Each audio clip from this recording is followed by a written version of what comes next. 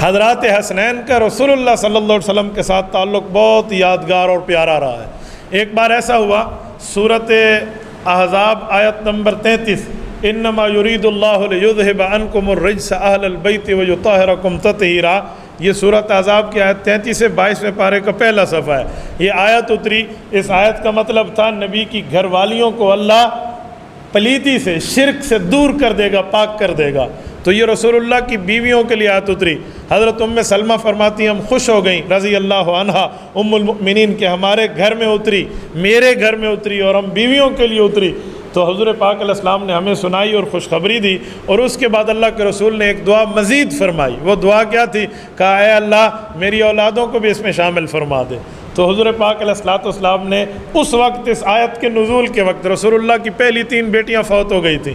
حضرت فاطمہ رضی اللہ عنہ موجود تھیں، انہیں بلایا، حضرت علی کو بلایا اور ان بچوں کو بلایا، اور اللہ سے دعا کی اللہم ہؤلاء اہل بیتی فتطہرہم تطہیرا، میرے مولا میری یہ بھی اہل بیت ہیں، انہیں بھی وہی پاکی والا رتبہ عطا فرما دے۔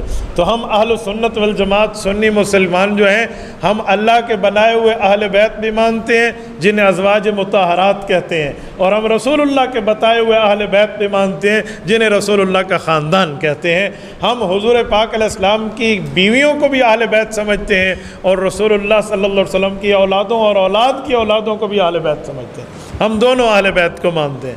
اچھا ایک بات میں مزید عرض کروں، رسول اللہ صلی اللہ علیہ وسلم نے حضرت حسین رضی اللہ تعالیٰ عنہ کی شہادت کی پیشن گوئی پہلے فرما دی تھی، یاد رکھیں۔ حضور علیہ السلام کی وفات سن 10 ہجری کے بعد 11 ہجری کی ابتدا میں ہے، اور حضرت حسین کی شہادت سن 60 ہجری کے بعد 61 ہجری کے 10ویں دن ہے، 10 محرم الحرام سن 61 ہجری۔ تو اگر 10 ہجری 60 سے نکالیں، پیچھے 50 سال بنتے ہیں، تو شہادت سے 50 اور 51 سال پہلے اللہ کے رسول نے وہ پیشن گوئی حضرت جبرائیل کے بتانے پہ بتا دی تھی امت کو، جس میں شہادت حسین رضی اللہ عنہ کو ذکر ہے۔ وہ کیا ہے؟ حضرت ام سلمہ رضی اللہ تعالی عنہ ام المؤمنین ارشاد فرماتی ہیں رسول اللہ صلی اللہ علیہ وسلم میرے گھر میں تشریف لے اور مجھے فرمایا کہ میں کچھ آرام کرنا چاہتا ہوں، دروازہ ذرا بند کر دو۔ کہتی ہیں میں نے دروازہ باہر سے بند کیا اور رسول اللہ صلی اللہ علیہ وسلم آرام فرمان لگے، میں باہر گھر کے کام کاج میں مصروف ہی، کچھ ٹائم کے بعد میں نے دیکھا کمرے سے رونے کی آواز آئی، تو میں نے دروازہ یکایک نظر کر کے دیکھا تو کھلا ہوا تھا۔ میں نے دیکھا حضور کا آرام کس نے خراب کیا۔ میں گئی تو اللہ کے رسول صلی اللہ علیہ وسلم حضرت حسین کو اپنے سینے مبارک سے لگا کر اوپر جو ہے نا کیا کہتے ہیں جھکے ہوئے ہیں، اور آپ علیہ السلام کی آنکھوں میں آنسو مبارک ہے۔ حضرت ام سلمہ کہتی ہیں میں نے یہ سمجھا کہ اس معصوم کے آنے کی وجہ سے رسول اللہ کی نیند مبارک خراب ہوئی ہے، تو میں نے بطور صفائی دیتے ہوئے عرض کیا کہ یا رسول اللہ میں نے تو حفاظت کا انتظام پورا کر کے کنڈی لگائی تھی، میں نے نہیں کھولی، اس میں میری کوئی وجہ نہیں، یعنی اپنا بتانے لگی۔ حضور نے فرمایا نہیں آپ کی تو کوئی غلطی نہیں ہے، اس کو تو جبرائیل نے کنڈی کھول کے دی ہے۔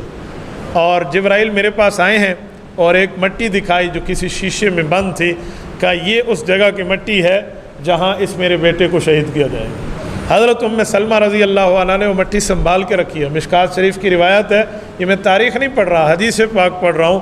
مشکات شریف کی روایت ہے جب 10 ہجری میں 61 ہجری کی 10 محرم کو حضرت حسین شہید ہوئے تو وہ مٹی خون کے رنگ میں بدل گئی تھی۔ یہ ہماری حدیث پاک کی کتب کے حوالہ جات ہیں۔ میرے دوستو، حضرت رسول اللہ صلی اللہ علیہ وسلم نے یہ ام سلمہ کو دی ہے، باقی کسی بیوی کو نہیں دی۔ اس کی کئی وجہ ہیں، ایک وجہ جو ہم پہ کھلی ہے میں آپ کی خدمت میں عرض کیا دیتا ہوں۔ رسول اللہ صلی اللہ علیہ وسلم کو ہو سکتا ہے اللہ پاک نے یہ بات بتا دی ہو کہ جب حسین ابن علی کی شہادت ہونی ہے تو آپ کی ساری ازواج نے اس وقت دنیا سے رخصت ہو جانا ہے، اس وقت جو باقی ہوگی وہ یہ ام سلمہ ہوگی۔ حضرت ام سلمہ حضرت حسین کی شہادت کے بعد دنیا سے گئی ہیں، تو یہ پیشن گوئی پہلے آ چکی تھی، یہ ذہن میں رہے۔ حضرت حسین رضی اللہ تعالیٰ عنہ کے لیے واقعہ کربلا کوئی انہونی بات نہیں ہے۔ ہاں یہ ہے کہ کس نے جہنم اپنے مقدر میں لکھنی ہے، کس نے آخرت کی بربادی اپنی تقدیر میں اپنے ذمے لینی ہے، اور کس نے شہادت حسین کا ظلم کرنے والا بدنما داغ اپنے چہرے پہ لے کر کل قیامت کے دربار میں جانا ہے، یہ کچھ مقدر